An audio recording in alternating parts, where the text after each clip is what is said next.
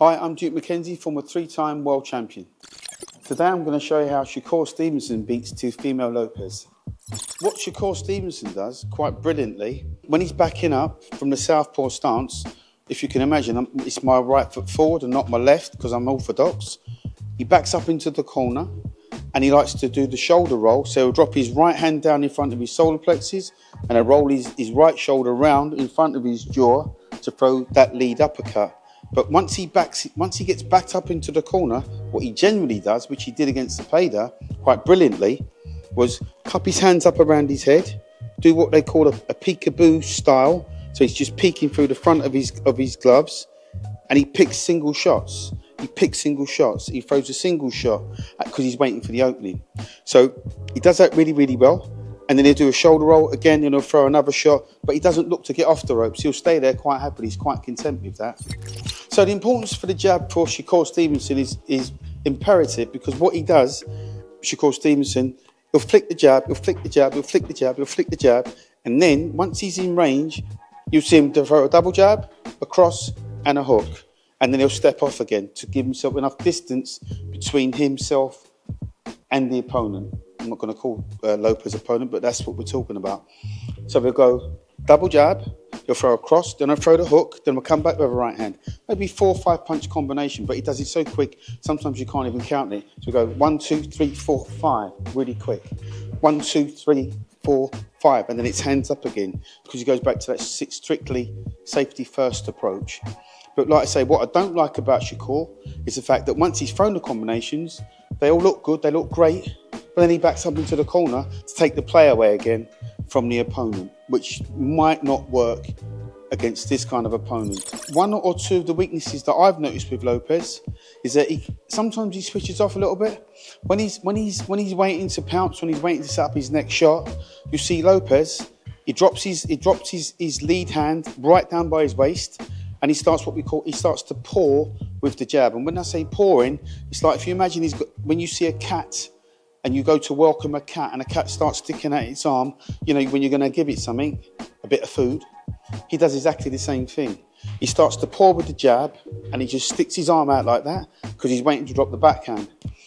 That's not a good trait to have against Stevenson, because what will happen is as he starts to paw with that jab, Stevenson can knock that shot out of the way and then capitalise on it and nail him cleanly with a shot. What Stevenson should be doing, in my opinion, is, what he does really, really brilliantly, I should say, Stevenson, is sometimes he drops his lead hand and he does what they call a catapult jab, which simply means is he jumps in behind the shot. He can be out of range 1 minute and then in the next second, he catapults in behind the shot. Now, as you saw with Stevenson in his last fight against Cepeda, he got caught out once or twice with that exact same shot. It was just thrown a little bit differently from Cepeda, because Cepeda had Stevenson backed up into the corner, and as he backed up and as he went to do the shoulder roll, all Cepeda did was stepped in behind his jab, and he caught Stevenson quite badly with that. I think it's the 3rd round. But again, what Lopez will do at some point is do that leapfrog jab. He'll drop his lead hand, and he'll go to feint a jab, and he'll show him a jab, and then he'll jump in behind the shot, which will probably catch Stevenson out. So Stevenson's got to be wary of that. Again, with Lopez, 1 or 2 things he does, sometimes he switches off. Like you see him, he starts pouring with the jab and he starts pouring with the jab, but then he doesn't do anything else after that. So Stevenson can capitalise on that, because if there's nothing coming at Stevenson, he's quite content. But if Lopez, which I think he will, it put educated pressure on Stevenson and just keep snapping that jab, throw that long jab, that leapfrog jab, and then nail him with that right hand. Another great thing which Lopez does, he's mastered the check hook. So he'll let Stevenson lead off behind the jab, and then what he does, he leans back and he throws a big old hook, and he catches most of his opponents with that shot. There's a size difference also between Stevenson and Lopez, and that size difference could mean there could be the difference between winning and losing, because what he does, Lopez, he doesn't tire in a fight, and he's quite big for the weight. And if he's allowed to get onto the front foot and keep Stevenson backed up which is probably his key to victory, then Stevenson's got to have he's got to bring a different game. Here's what it's going to look like when Teofimo Lopez feels the jab from Shakur Stevenson, because Stevenson's very calm. He's very calm in his approach. But when he throws that jab, it's a double or a triple jab. No, it's not. It's a single or a double jab. It's a single, bang, or a double, bang, bang, jab. But then he steps straight out again because he's into punching range with the first jab, steps out, and then double jabs his way back in again and steps out. So he's he scoops in and he scoops out. Here's what it's going to look like when Teofimo Lopez takes the combination from Shakur Stevenson. What Stevenson likes to do, like I say, he'll set up the southpaw jab. This isn't a southpaw jab, this is the orthodox jab. But what he does quite brilliantly, he flicks the first one, shows the second one, then puts the right hand, the left hook, the right hand in again. The one thing I don't like about Shakur Stevenson is that he becomes very expressive when he's throwing the shots, which means he's telling Lopez exactly what he's going to do. He starts a lot of facial expressions. Facial expressions. He's telling the other guy what he's going to do. So he's telegraphing the shots in some ways. If he can cut that out, he's got a better chance of landing those shots. So he goes jab, jab, jab, cross, hook, cross again. Okay? I'll demonstrate that again. Goes jab, jab, jab, cross, hook, cross again.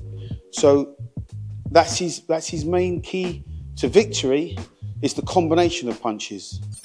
If he's allowed to get into a 2 or 3 round lead against Teofimo Lopez, what he shouldn't do is to start backing up and think that he's got it made and he's got it in the bank, because that's what he done against Cepeda. But he knew he could handle Cepeda's strength, Cepeda's physical strength. He knew that he could step back with his hands up and simply pick him off at range, just pick him off, step back, peekaboo jab, peekaboo guard, keep his hands up with his chin down, and he knew he could handle him at any point. He could go from right to left or back or front. He knew he could handle him. He won't be able to do that against Lopez. He won't be able to. What he needs to try and do is hold the centre of the ring and let Lopez use all of the ring, let Lopez go around him instead of him chasing him, because he can try and dictate the fight with his southpaw jab. When Stevenson does his shoulder roll, he's looking to set up the backhand. So predominantly, he'll show a jab, bring the shoulder right round, keeping his chin tucked down into his shoulder where he can hide his backhand, because as he rolls that shoulder, now you can't see what's coming from the other side. So he's hiding his backhand where he can come straight through the guard with it. Then he can come back with the hook and another cross and another uppercut and another hook, depending on what the combination is. Stevenson's best chance of victory is holding the centre of the ring, because if he starts backing up against Lopez, chances are he's going to come unstuck, because once Lopez gets the ascendancy and keeps him on the back foot, fights are often scored on aggression. And if Stevenson's constantly coming forward and landing clean shots, then that might favour him in the judge's eyes to pick up points. Here are Duke's keys to victory for Shakur Stevenson. If Shakur Stevenson can land a very solid jab, 1 or 2 jabs, and hold the centre of the ring, jabbing like that and holding the centre of the ring, this is the centre of the ring, if he can hold the centre of the ring and allow Lopez to use all of the perimeter of the ring, he can win the fight from being in the middle of the ring, because he's probably slightly the better boxer of the two. And by that I simply mean he's a bit more complete, because he'll throw really nice combinations from hips, waist and shoulders, from the hips, the waist and the shoulders. He throws nice combinations. Then he can keep his guard nice and tight, because when Lopez starts to throw his shots back, he can block them. Then he can do the shoulder roll. He can come back with his uppercut and his jab and his cross and another hook. They're probably his best keys for victory, because, the jab's the most used punch in the book. And if he gets that jab to work, Lopez might not have an answer for it. Shakur Stevenson's weaknesses are, if he has any weaknesses, they are simply this. When he goes back, he waits for you to drop your combinations before he responds. So he'll go back very deliberately, he tucks his chin down, and he lets you have almost like a free shot at him. Can't do that with Lopez. But if he does that, it's a bad move. But he goes back, Shakur, he goes back, he gets his hands up, and he sits in the pocket, he sits on the ropes, and he gets comfortable real quick. And while he's getting comfortable, bang, bang, bang, bang, bang, the shots start come flying in. He doesn't respond straight away. he'll try and let Lopez punch himself out a little bit. That's not going to happen in this fight because Lopez is arguably the best fighter he's fought on paper. So Lopez knows how to pace himself. Lopez might just pick him, let Shakur tuck up. Lopez is going to pick him, sting him. You might get 1 or 2 head jars, and then before Shakur goes back to the peekaboo style, and that could cost him the round. Here's the single jab that Shakur Stevenson should throw.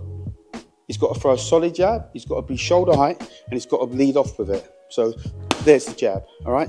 There's the jab, okay? There's the jab, there's the jab, there's the jab, there's the jab, there's the jab, there's the jab, there's the jab. Once he starts to double that up the jab, you'll find that Lopez should be moving on the back foot because the double jab generally knocks you back. So he'll go bing, bing with double jab, there you go, double jab, there you go, double jab, all the way out, all the way back.